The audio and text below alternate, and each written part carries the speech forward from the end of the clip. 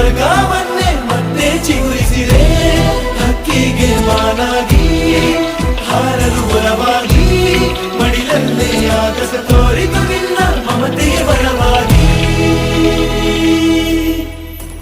ಸೇರಿದ ಈ ಹೊತ್ತಿಗೆ ಕೈ ಬೆರಳಿನ ತುತ್ತಿಗೆ ಆ ದೇವರಿಗೆ ಶರಣು.